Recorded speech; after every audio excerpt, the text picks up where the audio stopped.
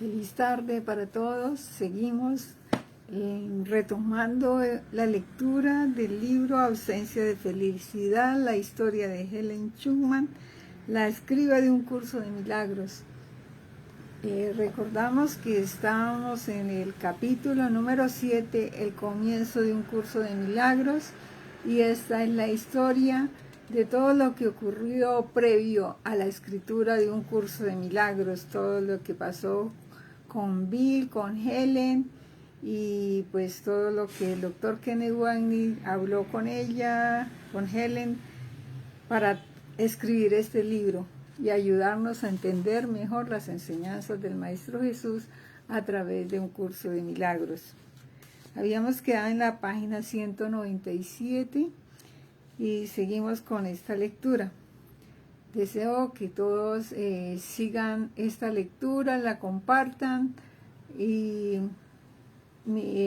entiendan un poco mejor todas las enseñanzas del Maestro Jesús a través de un curso de milagros. Quedamos en Helen prosigue preocupada aunque con pensamientos de su propia muerte física. Entonces vamos aquí en el párrafo último de la página 197, donde habla el doctor Kenneth Wapnick. Un centro de interés primario en estas anotaciones era David Diamond, el ya mencionado colega de Helen. En su libreta, dicho sea de paso, Helen casi anotó el nombre correcto de una persona, distinto a su práctica usual de olvidar y cambiar nombres. Dave se estaba muriendo y Helen obviamente sentía que orar por él era una tarea. Ella le pidió a Dave que aceptase la ayuda de Jesús, más frecuentemente llamado Cristo aquí, y que olvidara a otro colega, Harry Silver, mi seudónimo, a quien Dave le había hecho daño. Estas anotaciones son bastante conmovedoras en la ferviente expresión del deseo de Helen de ser útil, típico de cómo ella vivió su vida.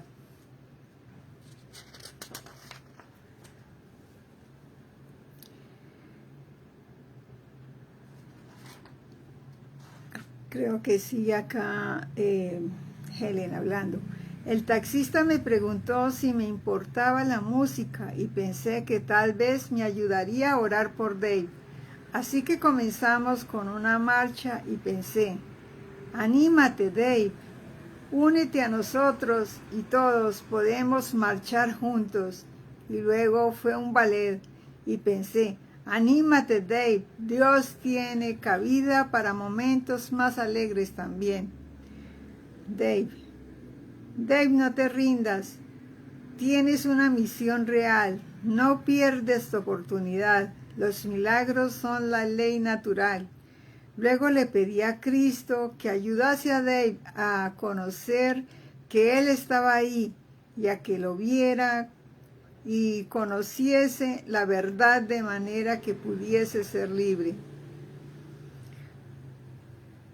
Si cualesquiera dos se unen en mi nombre, entre comillas, que hay un pie de página 46, la cita bíblica real es como sigue: porque donde están dos o tres reunidos en mi nombre, allí estoy yo en medio de ellos. Mateo 18:20.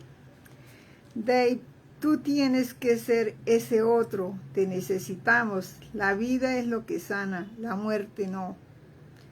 Puede ser que mientras Dave esté durmiendo, nuestras mentes inconscientes puedan llegar hasta Cristo y Él se unirá a nosotros en oración. Podemos hacerlo, Dave. Dave se interpuso una vez más en el camino de Harry Silver y de algún modo interfirió en su progreso. Silver sabe que debe perdonarlo y hacer todo lo posible por liberarlo. Silver es Helen Schucman. Es por eso por lo que Silver amó a Dave a primera vista y se ha dedicado pacientemente a él. Silver tiene miedo de permitir que Dave muera, porque él sabe que esta es su deuda kármica.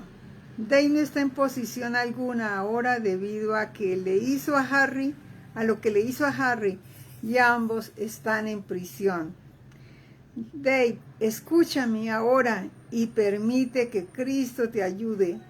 Déjaselo a Él y descansa. No le hagas daño a Harry y de nuevo abandónalo.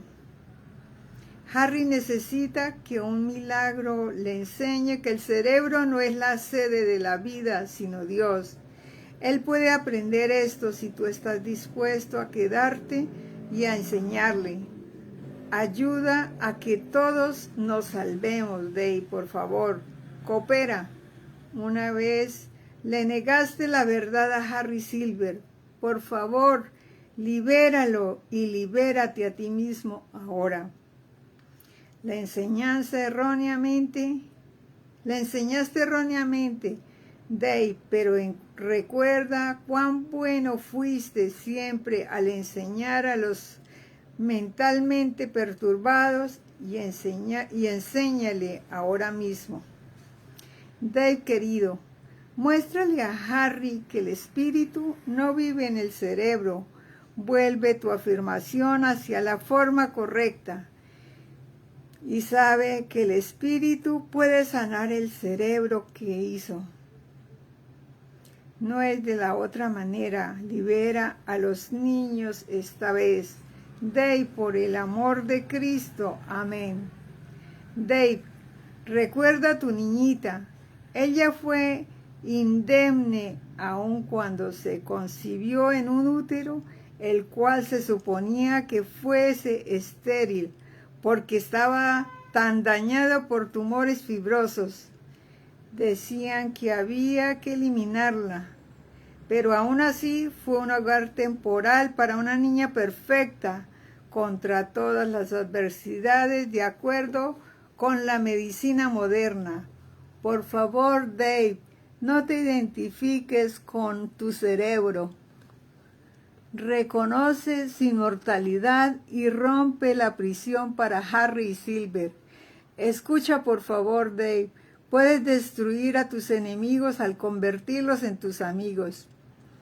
Tú le haces daño a Harry, pero él te ama. Agradece a Dios que tú puedas ayudarle ahora. Estoy asombrada con tu misión y ruego poder ayudar a que Cristo te ayude. Dave, tarde o temprano tendrás que dirimir esto y puedes ahorrar miles de años ahora mismo. Tenemos que hacer volver a los niños. Cristo te dará el máximo ahora si tú quieres tomarlo, porque te has reducido al mínimo. Acéptalo por Él, quien quiere darte todo el poder en el cielo y en la tierra. Dave, ayúdale a Cristo a llegar hasta tu espíritu y no dependas de tu cerebro. Ayúdanos, Dave, y escúchalo a Él. Dave, cambia tu identidad de Diamond, diamante, a perla de gran precio y reclama tu derecho de perdonar ahora. Tu espíritu y el mío sí pueden unirse, y entonces los dos, si nos hemos unido en el nombre de Cristo, Jesús prometió estar ahí. Dave, tu cerebro no importa si quieres entender la vida como lo hizo Jesús, cuando dijo: Padre, en tus manos encomiendo mi espíritu. Se estaba refiriendo a su resurrección, no a su muerte. Recuerda y entiende eso, porque ellos te pueden salvar ahora. La anoxia de su muerte no le hizo daño a su cerebro. Por favor, Dave, escúchalo decir: yo soy la resurrección y la vida, y aquel que cree en mí no perecerá. Dave, ¿Significa algo el que sus apellidos sean Diamond, diamante, y Silver, plata? Recuerda donde yacen tus verdaderos tesoros. Silver tiene a todo el Instituto Neurológico vigilante, pero todos ellos creen que la vida es el cerebro. Ayúdales, Dave. Eres un maestro, Dave. Aún puedes oír la llamada. Levántate. Lázaro ya estaba muerto. Tú no. Levántate, Lázaro. Ya estaba muerto. Tú no. Esta importante, habla ahora el doctor Ken. Esta importante anotación expresa 4 temas que forman el corazón de las enseñanzas de un curso de milagros, las cuales estaban próximas a surgir. 1. El unirse con otro. El unirse con otro. Anímate, Dave, únete a nosotros y todos podemos marchar juntos. El que Helen exhorte a Dave a unirse con Harry, una unión que refleja el significado del perdón. 2. El unirse con Jesús. El que Helen le pida a Dave que le permita a Cristo, Jesús, ayudarle. Si cualesquiera dos se unen en mi nombre, al suplicarle más tarde a Dave, Helen escribió: tu espíritu y el mío sí pueden unirse, y entonces los dos sí nos hemos unido en el nombre de Cristo. Entre comillas. 3. El papel del milagro. Perdón, no sé si se está viendo bien. El papel del milagro. Los milagros son la ley natural, interesante por demás. Esto se escribió 2 días antes de que comenzase el dictado de los principios del milagro. Vea especialmente el 6º. Los milagros son naturales. Cuando no ocurren es que algo anda mal. Capítulo 1, Principio de los Milagros, número 1, de la frase 1 a la 6. Al igual que en las páginas iniciales del texto, el milagro parece estar asociado aquí con el cuerpo, como al Helen pedirle a Dave que viva de modo que Harry pueda aprender. Harry necesita que un milagro le enseñe que el cerebro no es la sede de la vida, sino Dios. Él puede aprender esto si tú estás dispuesto a quedarte y a enseñarle. Posteriormente en el curso, sin embargo, Jesús aclara que los milagros solo conllevan un cambio de mentalidad y que el cuerpo no está implicado en la enfermedad ni en la sanación. El texto enseña, por ejemplo, aquí hay que hacer una corrección porque pues San Kenneth Wagner estaba equivocado. Recordamos que en la medida que sane la mente, el cuerpo también puede sanar. Entonces no solamente va a sanar la mente, sino que también el cuerpo puede sanar, y que esa sanación ocurre es en la mente, no en el cuerpo. El milagro no tiene ninguna utilidad. Aquí es como una nota después de lo que habla el doctor Kenneth Wagner. Dice: el texto enseña, por ejemplo, esta nota viene ahí: el milagro no tiene ninguna utilidad si lo único que aprendes es que el cuerpo se puede curar, pues no es esta la lección que se le encomendó enseñar. La lección que se le encomendó enseñar es que lo que estaba enfermo era la mente, que pensó que el cuerpo podía enfermar. Proyectar su culpabilidad no causó nada ni tuvo efecto. Capítulo 28, subcapítulo 2, párrafo 11, frase de las 6 a las 7. 4. El poder de la mente, llamado espíritu aquí, sobre el cerebro. Helen le suplica a Dave que le enseñe a Harry que el espíritu no vive en el cuerpo, en el cerebro, perdón. El espíritu no vive en el cerebro. Vuelve tu aseveración hacia la forma correcta y conoce que el espíritu está en la mente, que el espíritu puede sanar al cerebro, el cual hizo. No es de otra manera. Y luego, Dave, ayúdale a Cristo al llegar hasta tu espíritu y no dependas de tu cerebro. Después de una exposición sobre la resurrección de Jesús, Helen le pide a Dave que le enseñe a todo el Instituto Neurológico, el cual cree que la vida es el cerebro. Una vez más podemos ver que Helen era más que solo un simple canal en blanco a través de quien Jesús dictó un curso de milagros. Por derecho propio, cuando se identificaba con su mente sana, ella era la voz de la sabiduría. Las siguientes anotaciones también parecen haber sido escritas el 20 de octubre y reflejan los intentos de Jesús de ayudar a Helen y a Bill. Más específicamente aquí, se trata de que Jesús y Helen están procurando ayudar a que Bill supere su resistencia a Jesús y de ese modo se acerque más a Él. Si no recibes una respuesta es porque estás equivocado. Creo que eso lo dice Helen. Otra vez habla ella. Helen, dije que él prometió venir cuando lo llamasen. Y Bill pide y no te conoce y realmente ha tratado de tocar y no le han abierto. Creo que la puerta está bastante entreabierta, pero en realidad no lo llamaría muy abierta. Está bien si pregunto por él, Bill, pues que él quiere que lo haga.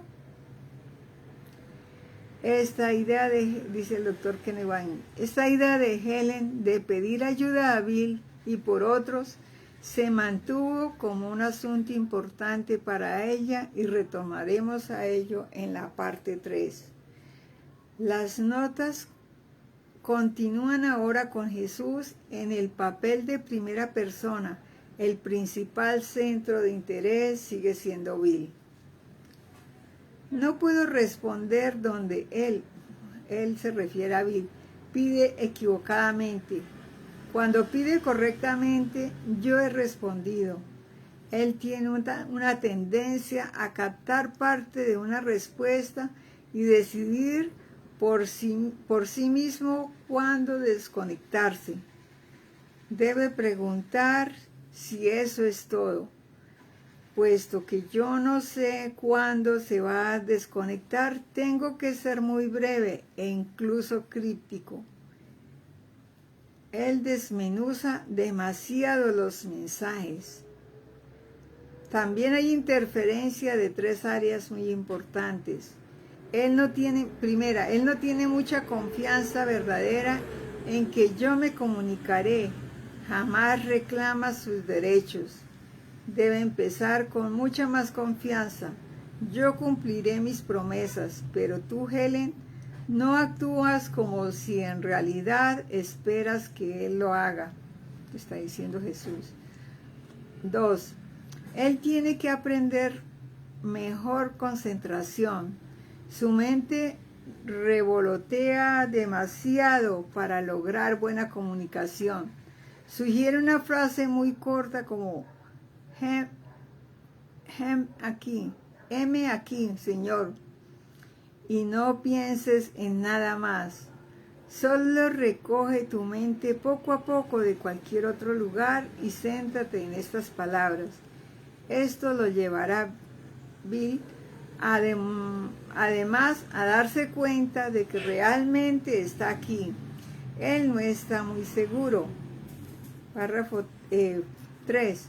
Dile que se asegure de no confundir Helen, de no confundir el papel de Helen.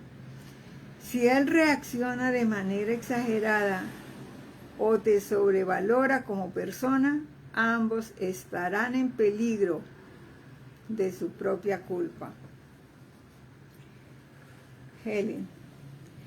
Él, entre paréntesis Jesús, piensa que es el momento de algunas explicaciones para las cuales es probable que ya estemos preparados. Siempre hay riesgos en apresurar las cosas. Todo esto se aprendió debido a que las cosas se están retrasando porque tantas personas perdieron persistentemente más de lo que ganaron. Hola, habla Ken. Esta próxima anotación pareció escribirse por la mañana del 21 de octubre, el día en el que el curso comenzó realmente. Acá hay unos pies de página 47. En otra ocasión Jesús le dijo a Bill una segunda frase para ayudarle a concentrar más su mente en él. Jesús, hermano mío, muéstrame tu amor. Y hay otro pie de página 48. Cuando dice acá, todo esto se emprendió debido a que las cosas se están retrasando porque tantas personas perdieron persistentemente más de lo que ganaron. Entonces hay un pie de página 48. Más adelante esto se convirtió en parte de la explicación que se le dio a Helen en relación con los recientes sucesos internos. Ve adelante en la página 204. Y seguimos con la anotación de Ken. Esta próxima anotación pareció escribirse por la mañana del 21 de octubre, el día en que el curso comenzó realmente. También se centra en el tema de la disposición de Helen a ayudar a otros, así como en resistencia a tales extensiones de amor. Helen. Por la mañana, anoche cruzó por mi mente que algo muy malo había sucedido. Me enojé porque pensé que no se me debiese pedir que yo pida, entre paréntesis, a Jesús por ti, entre paréntesis, Bill, y que era una forma de explotación, por ejemplo, de la parte de Bill, entre paréntesis, era muy peligrosa para mí y que presenta una técnica de evasión para ti. Pensé que todo eso era tan peligroso que tenía que decirte que no lo hagas otra vez. Cruzó por mi mente con brevedad, entre paréntesis, pero sin ningún impacto emocional en absoluto, lo cual es siempre sospechoso. Cierra paréntesis, que me podría producir resentimiento el pedir por alguien más, porque prefiero la idea de exclusiva, entre comillas. Cristo dice que puedo notar que algo está mal siempre que recibo una respuesta irascible. El tono está mal. Esta mañana estuvo muy claro para mí que en relación contigo no he tenido razón desde que te pregunté qué querías tú, de modo que pudiese en realidad pedirlo por ti. Esto sí era esencial. Tienes todo el derecho, de hecho, debes pedirme que pida por ti. Esto no es un don egoísta y sí es uno real. Esto me perturba también, está entre comillas. Tiene que utilizarse para otros y particularmente para ti. Jesús, pídele a Bill que por favor te ayude a reponerte rápidamente de haber sido mezquina al respecto. Helen, nota. Por el momento tengo serias dudas respecto a todo. Esto está deteniéndolo todo. Kenneth. Mientras anotaba algunos de estos pensamientos la noche del 21 de octubre, Helen oyó a la voz interior, ahora más o menos familiar, comenzar a darle unas instrucciones definitivas. Si bien bastante acostumbrada para entonces a recibir mensajes, ciertamente ella no estaba preparada para lo que le dijo la voz. Dicho sea de paso, Helen era bien consciente, repito, de que la voz pertenecía a Jesús, pero con frecuencia a ella se las arreglaba para mantener la identidad de él en el trasfondo de su mente. Con el comienzo del dictado de un curso de milagros, sin embargo, en realidad ya no podía hacerlo. En su autobiografía original, la cual Helen esperaba plenamente en ese momento que se publicaría, de ahí su cuidadosa corrección de estilo. Ella escribió de él en esta forma, al intentar nuevamente negar la identidad de Jesús como la voz. ¿Quién era él? No obstante, era obviamente aparente para ella, como se ve en las notas del 19 y 20 de octubre, sin mencionar la serie de cartas que ya hemos considerado. Las palabras de Helen, desde ahora hasta el final del capítulo, se toman, por lo tanto, de esta biografía corregida. Comenzamos con las observaciones que ella emite sobre la voz interior. Esto es la nota. Yo, entre paréntesis, no entendía la calmada pero impresionante autoridad con la cual la voz dictaba, dice Helen, primordialmente debido a la naturaleza extrañamente apremiante de esta autoridad. De inmediato me refería a la voz con una V mayúscula. La particular combinación de certeza, sabiduría, amabilidad, claridad y paciencia que caracterizaban a la voz hacía que esa forma de referencia pareciese perfectamente atinada. En la corrección de estilo realizada años más tarde por Helen y por mí de la autobiografía de Helen, el asunto de escribir acerca de Jesús la ponía tan ansiosa que ella optó por omitir ese párrafo totalmente, así como otras referencias a la autoría. Por lo tanto, dejó a discreción mía, como lo expuse en el prefacio en relación con uno de los propósitos del libro, el que describiera su relación con la voz con mayúscula. Jesús comenzó el dictado del curso de esta manera. Este es un curso de milagros. Por favor, toma notas. Helen siguió, sigue el doctor Ken.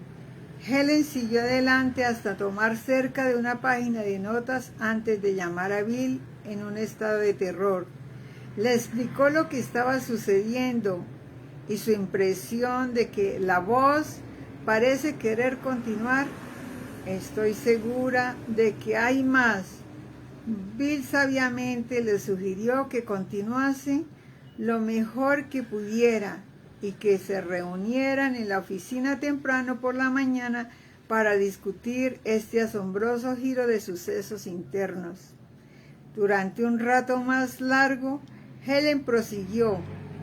Antes de presentar lo que ella escribió, es necesario dar una explicación acerca de las diferencias obvias entre el material que Helen tomó originalmente y el curso que se publicó. Durante el primer mes del dictado, más o menos, el nivel de ansiedad de Helen era tan alto que la forma, entre paréntesis, no el contenido, cierra paréntesis, del dictado se afectó en el sentido de que la escritura era torpe y a veces excesivamente tajante. Varias veces Jesús tuvo que corregirle una palabra o frase equivocada 1 o 2 días después de haberla escrito, cuando la mente de Helen estaba abierta a recibir la corrección. Se podría establecer una analogía con un grifo que no se ha utilizado, por el cual fluye agua herrumbrosa cuando se abre por primera vez. En la medida en que el agua corre por el tiempo, el herrumbre desaparece y el agua retorna a la naturaleza clara. El moho de la interferencia, el cual parece resultar de un largo periodo de desuso, realmente se debía a miedo de Helen, al poder de su mente, al miedo de Helen al poder de su mente, y más específicamente a su miedo del amor de Jesús con el cual ella estaba tan identificada. Aún más a propósito aún de la diferencia entre las primeras páginas originales y las publicadas, sin embargo, fue la experiencia inicial de Helen de que Jesús estaba con ella como un hermano mayor con su hermana, a quien le hablaba dulce y amorosamente. Cerca de lo que es ahora el capítulo 5 del texto, él tomó de la escritura, el tono de la escritura a cambiar y se torna progresivamente fluido y más objetivo. Me comí una palabra. De la escritura sí comienza a cambiar y se torna progresivamente fluido y más objetivo, y su lectura se asemeja más a una conferencia que a un diálogo. Al principio, por consiguiente, la enseñanza real, lo que se encuentra en los libros publicados, estaba intercambiada con material personal diseñado para ayudar a Helen y a Bill con su propia relación, con otras relaciones en sus vidas y con sus propios problemas. Además, había comentarios en torno a ciertos asuntos profesionales para ayudar a Helen y a Bill a llenar el vacío entre su comprensión de la psicología y la del curso.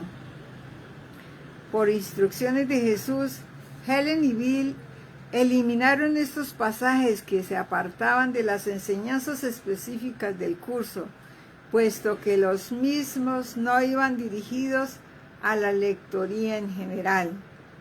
Retornaré al manuscrito original y a la edición subsiguiente en capítulos posteriores, donde presentaré algo de este material que se ha eliminado mediante la ilustración de la naturaleza intensamente personal del contacto de Helen con Jesús y su amorosa preocupación por ella y por Bill. Como ya hemos visto, la explicación para la llegada de un curso de milagros comenzó incluso antes de que comenzara la escritura. Posteriormente, en su autobiografía, Helen lo expresaba de esta manera. Helen: se me dio una especie de explicación mental en la forma de una serie de pensamientos relacionados que cruzaban por mi mente en rápida sucesión y formaban un todo razonablemente coherente. De acuerdo con esta información, la situación mundial se estaba empeorando a un paso alarmante. Se estaba llamando a personas de todo el mundo para que ayudasen y estaban desarrollando lo que para ellas eran talentos inesperados, y cada cual hacía su contribución individual a un plan global previamente dispuesto. Aparentemente, yo había consentido en tomar un curso de milagros, el cual me dictaría la voz como parte de mi acuerdo, y el hacerlo era en realidad mi razón para venir. En realidad, esto no implicaba habilidades inesperadas, puesto que yo estaría utilizando habilidades que había desarrollado hacía mucho tiempo. pero que yo no estaba preparada para utilizar nuevamente, entre paréntesis, simbolizado por el aparato emisor-receptor, entre comillas, que estaba en el fondo del bote en la visión de Helen, cierra paréntesis. Y esa era la razón por la cual tendría tanta dificultad para hacerlo. Sin embargo, las personas habían llegado a un punto en que estaban perdiendo más de lo que estaban ganando. Así pues, debido a la aguda emergencia, el habitualmente lento proceso evolucionario de desarrollo espiritual se estaba pasando por alto en lo que podría llamarse una prisa celestial.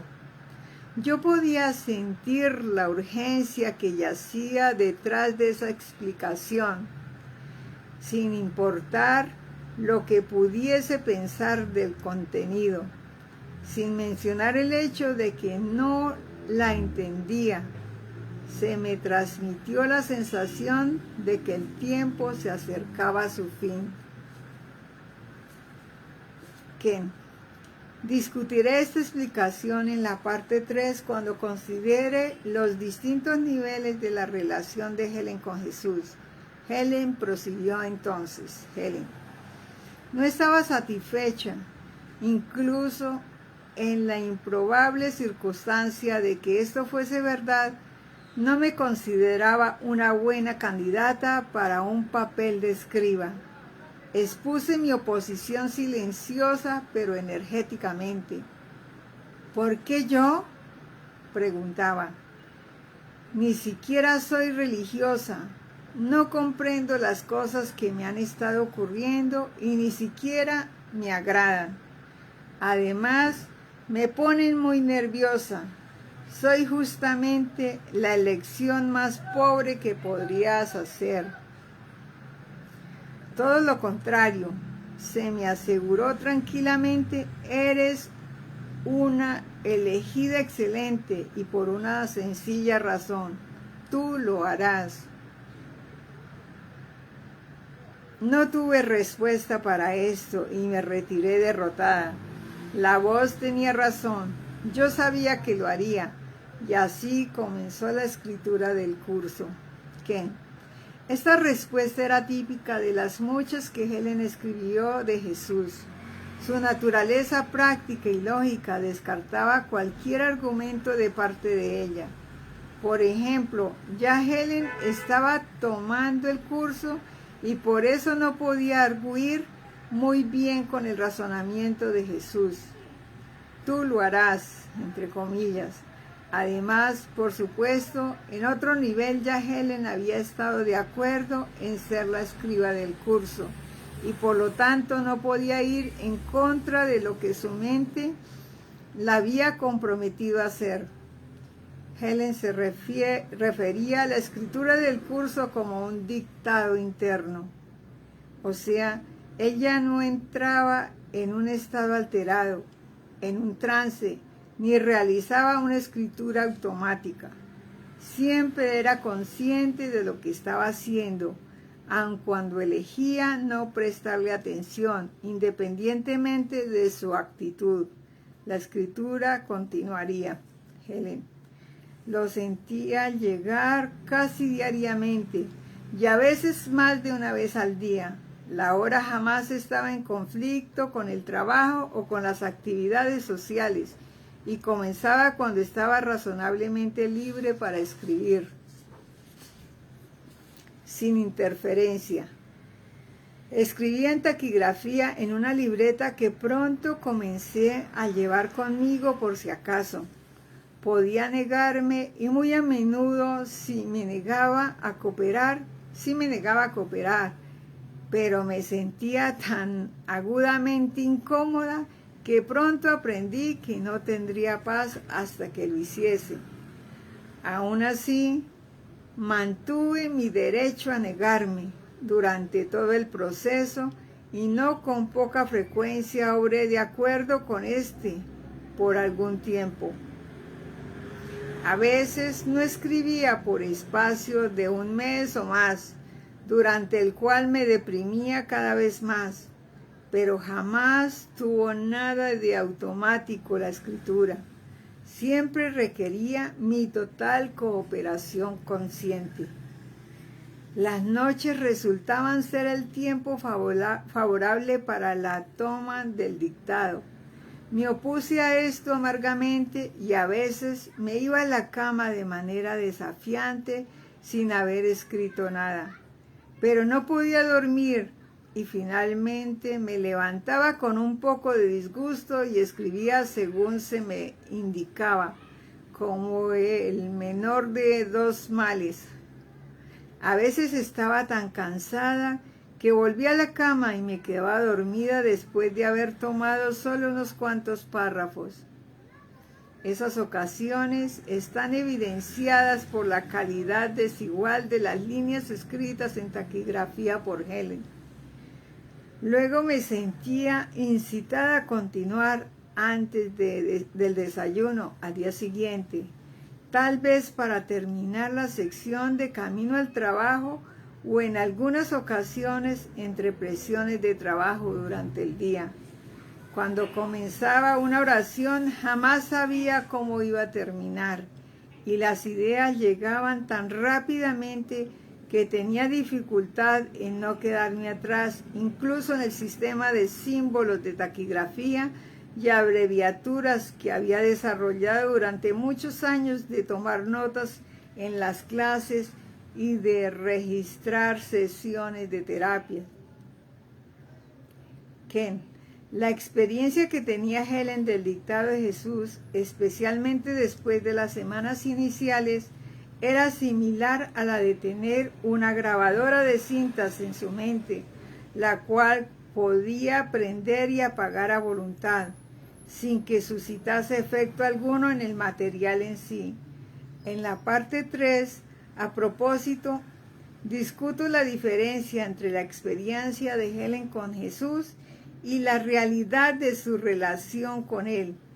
Esto, sin embargo, es como ella describía el proceso del dictado interno. Aquí habla Helen ahora. El dictado era altamente interrumpible. En la oficina yo podía dejar a un lado la libreta para contestar el teléfono, hablarle a un paciente, supervisar a un subalterno o acudir a una de nuestras numerosas emergencias y retornar a la escritura sin siquiera verificar dónde la había detenido. En casa le podía hablar a Luis, conversar con un amigo, contestar el teléfono o tomar una siesta y retomar el dictado sin interrumpir en lo más mínimo el terso fluir de palabras.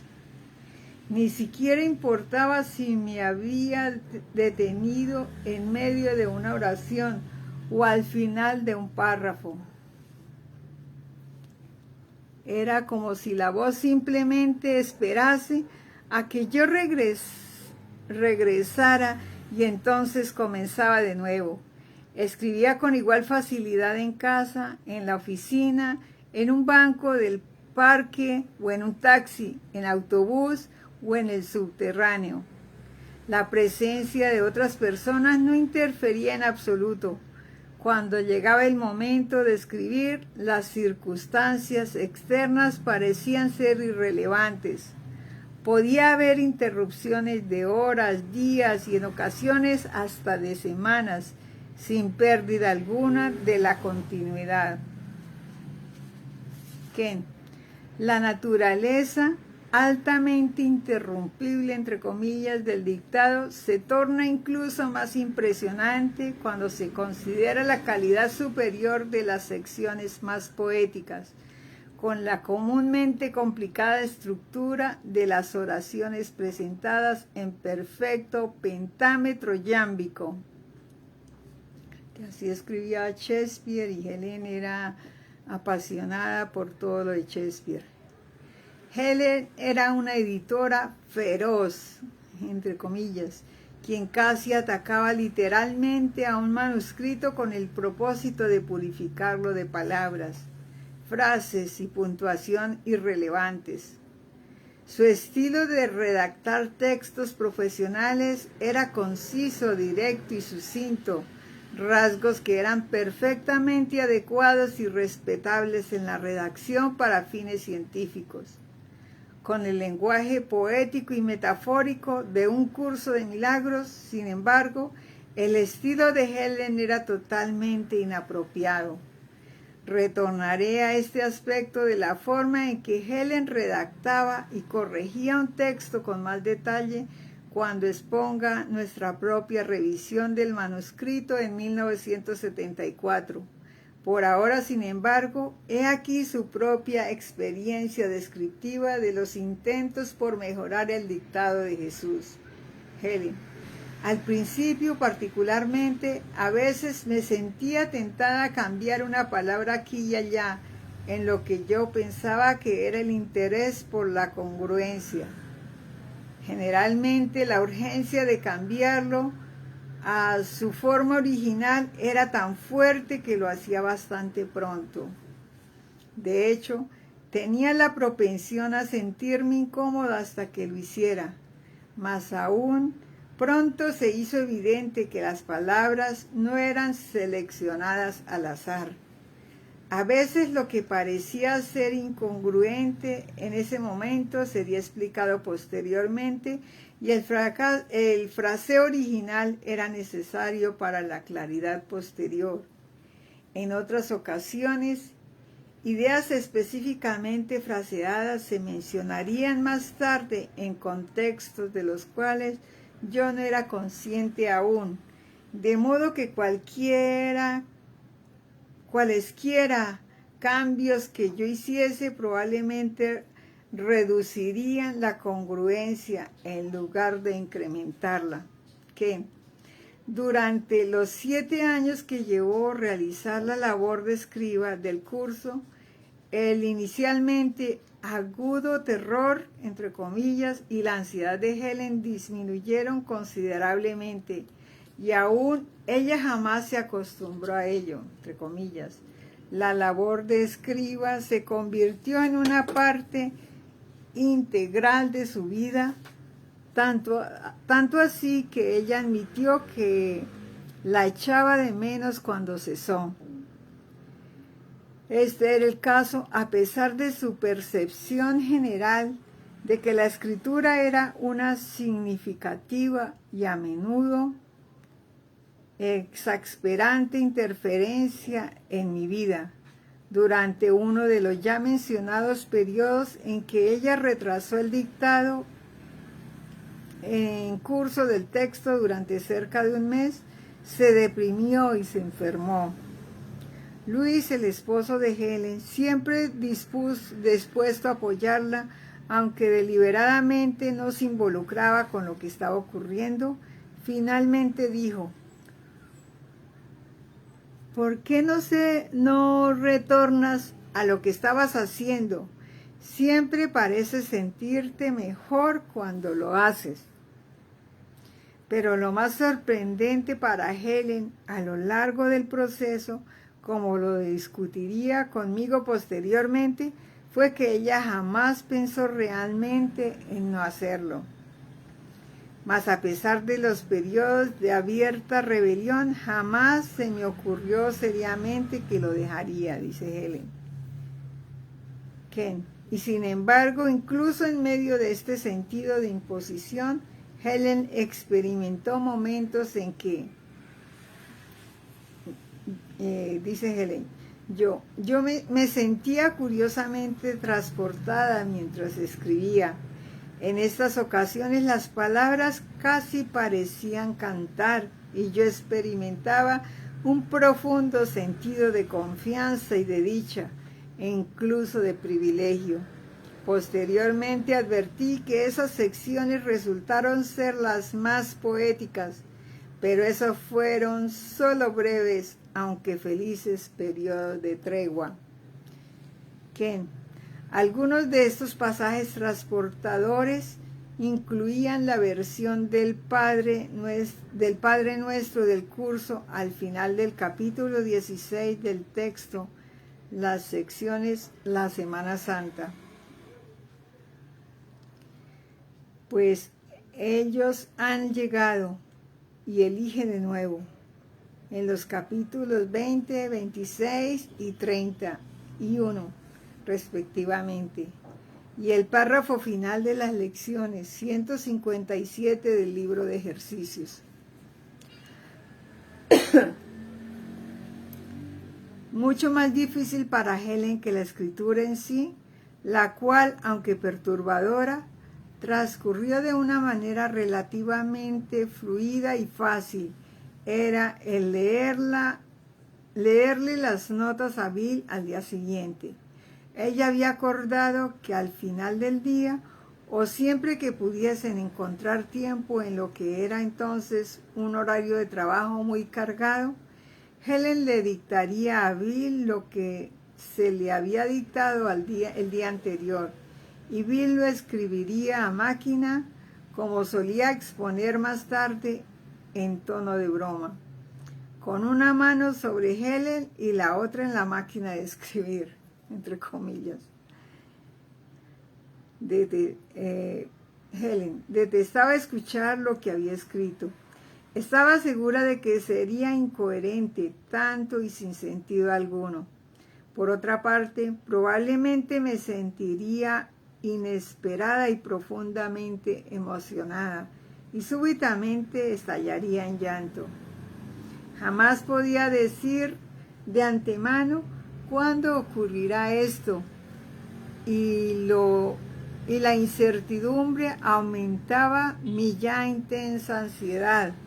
Bill estaba extremadamente dispuesto a ayudarme, particularmente durante las transcripciones iniciales, las cuales resultaban muy difíciles para ambos. Me llevaba mucho tiempo, a veces incluso horas, poder leer inteligiblemente. El poder mecanografiar una sola página era un verdadero logro y resultaba muy extenuante. Apenas podía leer en lo más mínimo las notas en voz alta. Comenzaba a tartamudear, un problema que jamás tuve antes ni después del dictado. Además, sufría agudos ataques de tos o caía en prolongadas rachas de bostezar, lo cual hacía imposible que pudiese hablar durante largo rato o que pudiese hablar claramente. Algunas veces perdía la voz completamente. Bill volvería entonces a leerle a Helen lo que ya había escrito a máquina, y esto servía como una verificación contra posibles errores.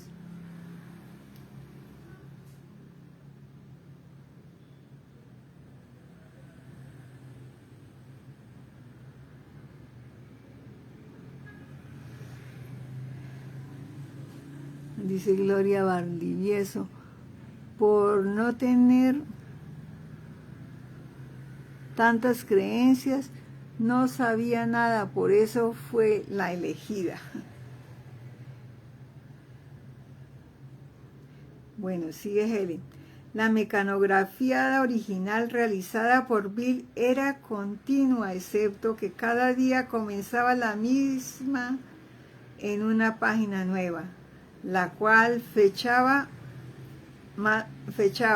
Más tarde ambos lo releerían todo, y estuvimos de acuerdo en que este método parecía romper el contenido real y no reflejaba los intervalos naturales en el material, los cuales parecían ocurrir en patrones más naturales. Por lo tanto, anotamos lo que parecían ser las subdivisiones más lógicas, y más tarde aún introdujimos títulos y subtítulos a los capítulos, los cuales, al igual que el material en sí, me surgía muy rápidamente y fácilmente una vez hube consentido en introducirlos. Luego volví a mecanografiar el manuscrito yo misma. Realmente Helen mecanografió el texto 2 veces, lo cual no era demasiado difícil para mí. Sin embargo, no podía leerlo posteriormente sin experimentar una gran incomodidad. Por lo tanto, Bill acordó revisarlo minuciosamente y juntos corregimos mis errores de mecanografía. Los únicos cambios reales que hicimos en el original consistieron en omitir algunas referencias muy personales, las cuales originalmente se habían incluido al principio. Entre paréntesis, como se ha indicado antes, Jesús había instruido a Helen y a Bill a tales efectos. Cierra paréntesis. Posteriormente, el fraseo se tornó más impersonal y sentimos que el material podía reproducirse tal y como se había notado. Ken, estaba claro para Helen que aunque era ella quien oía la voz de Jesús, la labor de escriba era, en palabras del curso, una empresa de colaboración. Capítulo 4, subcapítulo 6, párrafo 8, frase 2. Como Helen escribiera más tarde, entre comillas, mucha de su significación, estoy segura, radica en eso, cierra comillas. Ciertamente el tema fundamental de un curso de milagros es el perdón, una definición del cual sería que 2 personas previamente separadas por las percepciones de sus egos se unen en un interés común, el que Helen y Bill estoy hablando del doctor Ken, el que Helen y Bill convinieran en ayudarse mutuamente a encontrar una manera mejor de relacionarse, simboliza esta unión. Y el curso representa la respuesta de Jesús a esta petición. Sin embargo, Helen y Bill compartían no solo su deseo de una mejor manera, sino también la ansiedad por esta manera. Helen: Bill y yo teníamos muchas discusiones sobre el doble aprieto en el cual yo me encontraba, y Bill tampoco estaba libre de conflictos similares. Él tenía que lidiar con sus propios problemas de falta de creencia y mis claramente continuos ataques de pánico. Sin duda, una combinación devastadora, desalentadora. Para añadir a sus dificultades, él reconocía que yo no podía continuar sin su apoyo y activo aliento, los cuales eran difíciles de ofrecer congruentemente ante sus propias incertidumbres.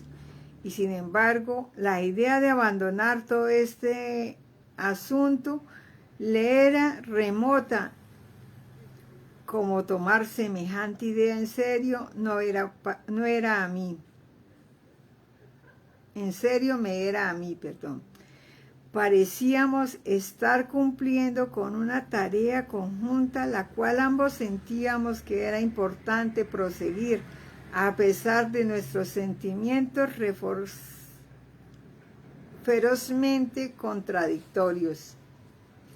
Ken: posteriormente, Bill se refería a esta tarea conjunta como una tarea sagrada, que él y Helen sentían que se les había encomendado y la cual estaban seguros de que honrarían.